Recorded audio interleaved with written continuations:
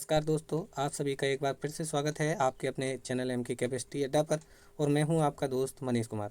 आज के लेक्चर में हम लोग पढ़ेंगे वैज्ञानिक उपकरण, साइंटिफिक इक्विपमेंट्स, यानी कि किस किस उपकरण का किस तरीके से प्रयोग किया जाता है। आइए तो लेक्चर को बिना देरी किए स्टार्ट करते हैं। पहला क्वेश्चन आपके सामने स्क्रीन पर है, किसी द्रव का घनत्व मापने के लिए किसका प्रयोग किया जाता है। तो किसी भी द्रव का घनत्व अगर आपको मापना है तो उसके लिए हाइड्रोमीटर का प्रयोग करते हैं। अब क्वेश्चन आता है, तो फिर अमीटर से क्या मापते हैं? विद्युत धारा की तीव्रता, विद्युत धारा की तीव्रता मापते हैं या विद्युत धारा मापते हैं एम्पियर में, विद्युत धारा की तीव्रता। हाइग्रोमीटर से वायुमंडलीय आर्द्रता मापी जाती है और वोल्ट मीटर से विभवांतर मापते हैं, विभवांतर। नेक्स्ट क्वेश्चन है, वायुमंडल का दाब मापने के लिए, वायुमंडल का दाब मापने के लिए जिस यंत्र का प्रयोग किया जाता है, तो वायुमंडलीय दाब मापने के लिए आप बैरोमीटर का प्रयोग करते हैं। बैरोग्राफ से क्या मापते हैं? जो वायुमंडलीय परिवर्तन होते हैं, वायुमंडलीय दाब संबंधी परिवर्तन, दाब संबंधी परिवर्तन का जो आलेखन होता है, मतलब जिस पर अंकित किए जाते हैं, उसको आप बैरोग्राफ कहते हैं। थर्मोग्राफ की बात करें तो थर्मो क्या है? थर्मो माने टेम्परेचर है। जब गर्म और ठंडे स्थान हो, दो जगह ठंड है और गर्मी है, वहाँ पर अगर गर्मी या गर्म जो स्थान है, गर्म अगर लीक करता है, यानी कि टेम्परेचर कहाँ से बढ़ रहा है, गर्म करता है, उसकी स्टडी थर्मोग्राफ से करते हैं। और हाइग्रोमीटर यानी कि आर्द्रता मापते हैं हाइग्रोमीटर से। चलिए नेक्स्ट क्वेश्चन है, वायु की आर्द्रता नापने के लिए किस यंत्र का प्रयोग किया जाता है? तो वायुमंडलीय आर्द्रता मापने के लिए हाइग्रोमीटर का प्रयोग करते हैं। हाइड्रोमीटर से अभी बताया था, घनत्व मापते हैं, अपेक्षित घनत्व मापा जाता है। हाइड्रोफोन, जल में ध्वनि को सुनने के लिए हाइड्रोफोन का प्रयोग करते हैं, जल के अंदर ध्वनि अगर सुनते हैं उसका प्रयोग करते हैं। बात आती है पोटोमीटर की, तो पौधों के बाष्पोत्सर्जन को पोटोमीटर से मापा जाता है। दूध का आपेक्षिक घनत्व ज्ञात करने के लिए, तो दूध का आपेक्षिक घनत्व ज्ञात करने के लिए आप लैक्टोमीटर का प्रयोग करते हैं। थर्मोमीटर से आप ताप मापन करते हैं। हाइड्रोमीटर से घनत्व मापते हैं, तरल का या द्रव का घनत्व मापते हैं, द्रव घनत्व मापते हैं। हाइग्रोमीटर से बताया था नमी मापते हैं। अगला आता है ब्यूटेरोमीटर। ब्यूटेरोमीटर से आप ये कह सकते हैं कि दुग्ध के अंदर जो बसा है उस फैट को पता करते हैं, दुग्ध में बसा या दुग्ध उत्पादन की मात्रा को पता करते हैं ब्यूटेरोमीटर से। रिएक्टर पैमाना मापने के लिए किसके मापने के लिए प्रयोग होता है? तो रिएक्टर पैमाना जो है वो भूकंपीय लहरों का आयाम, जो भूकंप की लहरें होती हैं उसको पता करने के लिए प्रयोग करते हैं। किस उपकरण का प्रयोग करते हैं? तो सीस्मोग्राफ जो है उसका यूज किया जाता है इसको पता करने के लिए, सीस्मोग्राफ का। अब बात आती है कि ध्वनि की तीव्रता किससे मापते हैं? तो ध्वनि की तीव्रता ऑडियोमीटर से मापी जाती है, ऑडियोमीटर से। प्रकाश की तीव्रता जो है वो आप एक्टिनोमीटर से माप सकते हैं, या कभी कभी आपको आंसर इसमें लक्स मीटर भी मिलेगा, लक्स मीटर। या प्रकाश की तीव्रता फोनोमीटर से मापते हैं, सॉरी, फोनोमीटर या लक्स मीटर, ये दोनों आंसर आपको मिल सकते हैं। अगला है ध्वनि की तीव्रता।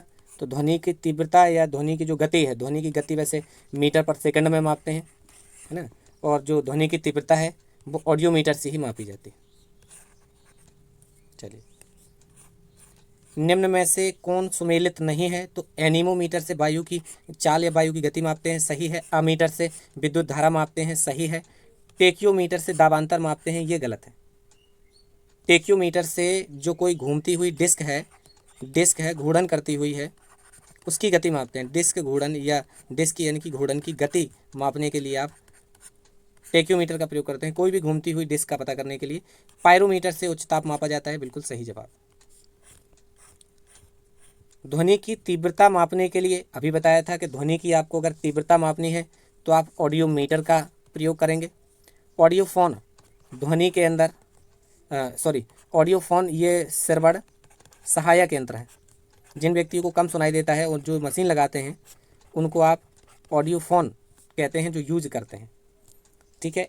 आप कह सकते हैं एनीमीटर जो है एक तरीके का ये मीटर ही है, जो पालतू पशु होते हैं, जैसे आपकी भैंस, गाय, या और उनका पेट कितना बड़ा हो गया है, कितना चौड़ा है, तो इस टाइप की लंबाई चौड़ाई के लिए जो फीता होता है उसको आप एनीमीटर कहते हैं। क्रोनोमीटर जो है वो पानी वाला जो जहाज होता है, पानी के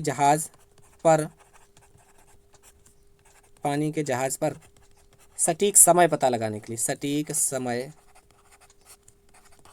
पता लगाने के लिए आप प्रयोग करते हैं, पता लगाने के लिए। ठीक है, तो इस तरीके से आप देखेंगे, है ना। आगे चलते हैं। ऑडियोमीटर आपको बता ही दिया कि ध्वनि की तीव्रता मापने के लिए प्रयोग करते हैं। महासागर में डूबी हुई वस्तुओं की स्थिति को जानने के लिए निम्न में से किसका प्रयोग करते हैं? तो सोनार का यूज आप करते हैं, जो महासागर में डूबी हुई चीज़ें हैं उसका।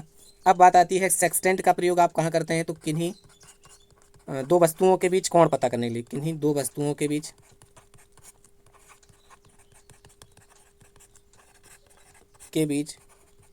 कोण पता करने के लिए आप प्रयोग करते हैं। इसके बाद गैल्वेनोमीटर की बात आती है, तो गैल्वेनोमीटर से आप विभवांतर मापते हैं, ठीक है।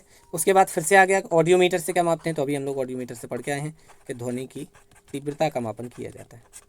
चलिए नेक्स्ट क्वेश्चन है, सोने की शुद्धता आपको पता है कैरेट में मापते हैं, तो कैरेटोमीटर हो गया। ये नैनोमीटर क्या है? 1 नैनोमीटर में 10⁻⁻⁹ मीटर होते हैं। लक्स मीटर क्या है? ये प्रकाश की जो तीव्रता है, फोनोमीटर और लक्स मीटर प्रकाश की तीव्रता एक ही बात कहते हैं, तो ये प्रकाश की जो तीव्रता है उसको मापते हैं।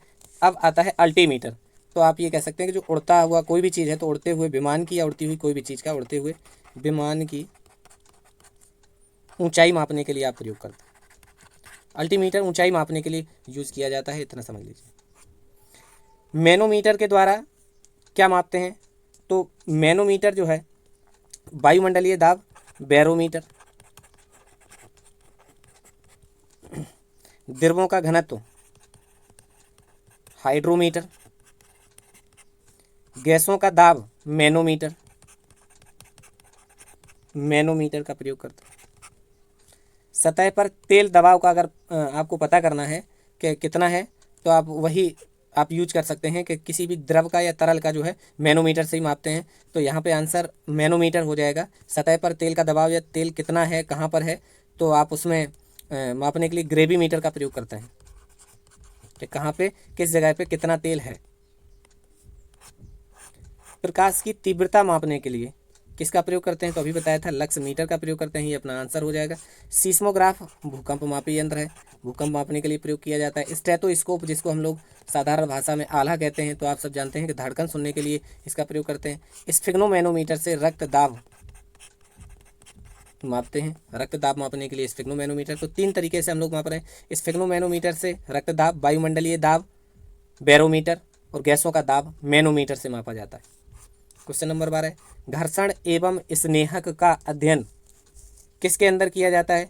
तो अगर आप बात करते हैं घर्षण, तो ट्राइबोलॉजी के अंदर इसका अध्ययन किया जाता है। अब बात आती है क्रायोजेनिक्स क्या है?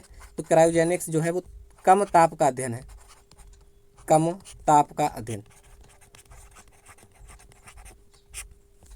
हॉरोलॉजी जो है वो समय विज्ञान है। अब बात आती है सेलेनोलॉजी क्या है?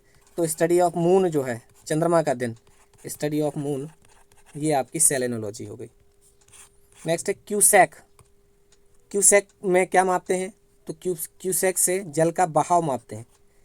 जल की गहराई मापने के लिए आप जानते हैं फेदोमीटर का प्रयोग किया जाता है, गहराई मापने के लिए फेदोमीटर का प्रयोग करते हैं। जल की शुद्धता मापने के लिए आप उसका TDS जो है वो चेक करते हैं। इनके लिए कभी कभी कितना सही है, तो BOD और COD ये चेक करते हैं जल की शुद्धता के लिए। और जल की मात्रा जो है आप गैलन में माप सकते हैं। गैलन में तो 1 गैलन बराबर जो है 169 लीटर होता है, बैरल, ठीक है। बोलोमीटर का प्रयोग किसके मापने के लिए किया जाता है? बोलोमीटर, तो सामान्यतः जो बोलोमीटर है वो ऊष्मीय विकिरण मापता है, ऊष्मीय विकिरण मापने के काम आता है बोलोमीटर। अब यहाँ पर कोई ऑप्शन नहीं है, तो आवृत्ति जो है वो हर्ट्ज में मापते हैं, टेम्परेचर डिग्री सेल्सियस से केल्विन में मापते हैं, तो वेग जो है वो मीटर पर सेकंड में मापते हैं, वेलोसिटी हो गई। और कैसे चलेगा उसमें विकिरण एज ए रेज के फॉर्म में चलेगा, एक रेडो के रूप में चलेगा, तो उसका वेग मीटर पर सेकंड के तरीके से ही माप सकते हैं। तो यहाँ पे हम लोग आंसर यही मान सकते हैं। वैसे सही इसका करेक्ट आंसर जो है उसमें विकिरण ही माना जाएगा। और तरंग दैर्ध्य आप लोग जानते ही हैं कि अगर कोई तरंग अगर इस तरीके से सरंग और गर्त के रूप में अगर चल रही है तो किन्हीं दो सरंगों या गर्तों के बीच की दूरी जो है वो तरंग दैर्ध्य होती है। एनीमोमीटर वायु का वेग यानी वायु की गति मापने के लिए एनीमोमीटर का प्रयोग किया जाता है। कार्डियोग्राम का प्रयोग होता है। तो कार्डियोग्राम का प्रयोग हृदय की धड़कन की गति को मापने के लिए ग्राफ जो बनाया जाता है, जो स्टडी करते हैं यानी जिस पर बनकर आते हैं ऊपर नीचे इस तरीके से ऐसे ऐसे, वो आपका कार्डियोग्राम होता है, जिससे आप पता करते हैं। पौधों की वृद्धि मापने के लिए पोटोमीटर, रक्तचाप मापने के लिए स्फिग्नोमेनोमीटर का प्रयोग करते हैं। विशेष ध्वनि सुनने के लिए ऑडियोफोन का प्रयोग करते हैं, ऑडियोफोन का।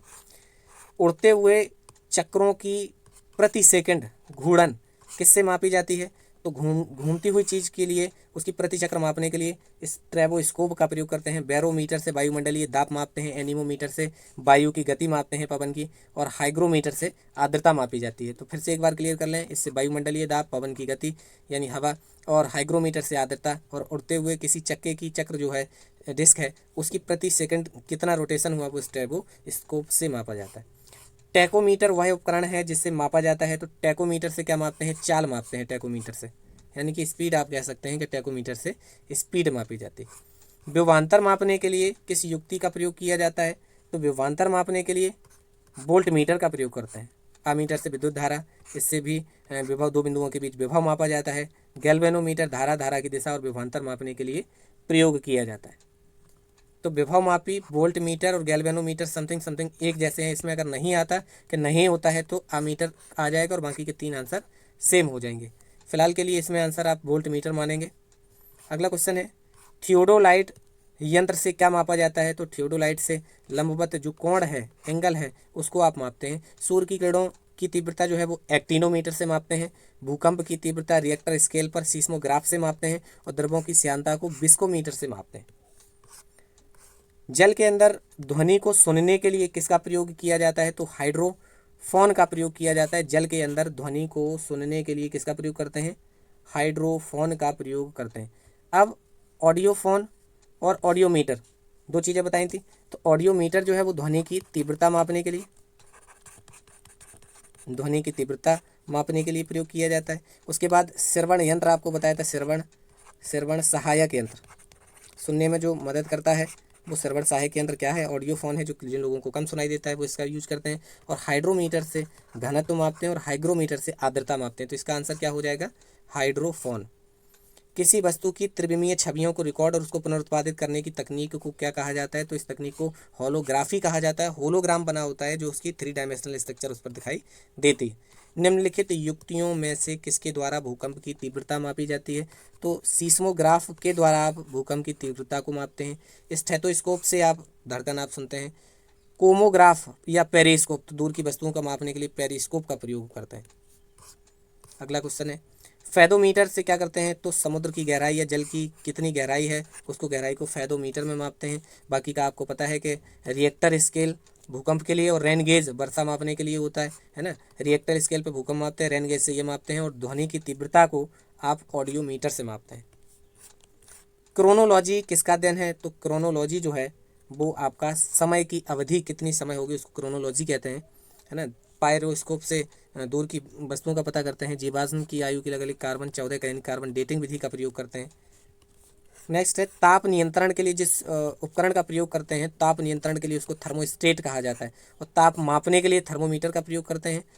और पायरोमीटर उच्च ताप मापने के लिए, दूर की वस्तुओं का ताप मापने के लिए पाइकोमीटर का प्रयोग करते हैं। विद्युत चुंबकीय तरंगों के स्पेक्ट्रम का विश्लेषण किया जाता है। तो विद्युत चुंबकीय स्पेक्ट्रम होता है इलेक्ट्रोमैग्नेटिक रेडिएशन का, तो स्पेक्ट्रोस्कोप से विद्युत चुंबकीय तरंगों के स्पेक्ट्रम का अध्ययन किया जाता है। घूर्णन गति को मापने वाला यंत्र है। तो कोई चीज़ अगर घूम रही है उसकी घूर्णन गति अगर आपको पता करनी है तो आप गायरोस्कोप से आप पता करेंगे। अब बात आती है कि सर साइक्लोट्रॉन क्या है? तो साइक्लोट्रॉन जो है आवेशित कण होते हैं, उनको त्वरित करने का एक तरीका है। आवेशित कण जैसे इलेक्ट्रॉन, प्रोटॉन, न्यूट्रॉन हो गए, तो आवेशित कण को एक्सीलरेट करने का, को त्वरित करने का काम करता है, त्वरित करता है कौन? साइक्लोट्रॉन। अब आती है तो साइक्लोट्रॉन क्या है? तो कृत्रिम मौसम उत्पादन जिससे किया जाता है, कृत्रिम मौसम उत्पादन। कृत्रिम मौसम उत्पादन करने के लिए आप साइक्लोट्रॉन का प्रयोग करते हैं। ग्रेविमीटर जल सतह के अंदर तेल क्षेत्र का पता लगाने के लिए, तेल क्षेत्र का पता लगाने के लिए।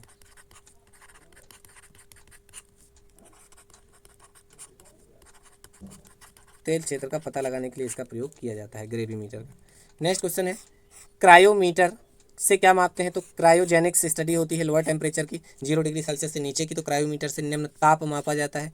अगला क्वेश्चन है गतिमान वाहन की गति का मापन किया जाता है। तो चलती हुई गाड़ी का अगर आप स्पीड मापना चाहते हैं तो आप किससे मापेंगे? स्पीडोमीटर से। अब बात आती है स्फीयरोमीटर से क्या मापते हैं? तो कोई स्फीयर है उसका वृत्त का कितना एरिया है ये सब माप सकते हैं। बात आती है स्ट्रेबोस्कोप की, तो गतिमान जो वस्तुएं हैं उनका दृश्य विश्लेषण किया जाता है। जैसे मान लीजिए कोई एक 3 पंखुड़ी वाला कोई एक है, उस पर यहाँ पे छेद है या कुछ भी है, आप घूम रही है वो और उसको आप स्टडी करना चाहते हैं, तो उसमें गतिमान वस्तु का दृश्य क्षेत्र का विश्लेषण पता करने के लिए आप स्ट्रेबोस्कोप का प्रयोग करते हैं। बात है टेलेक्स का यूज़ करते हैं, तो जो लिखित संदेश है जैसे फैक्स वगैरह होता है, तो जो टेलेक्स है वो लिखित संदेश भेजने की एक प्रक्रिया है, भेजने की प्रक्रिया या यंत्र। तो ये लेक्चर यहीं समाप्त होता है। बहुत बहुत धन्यवाद।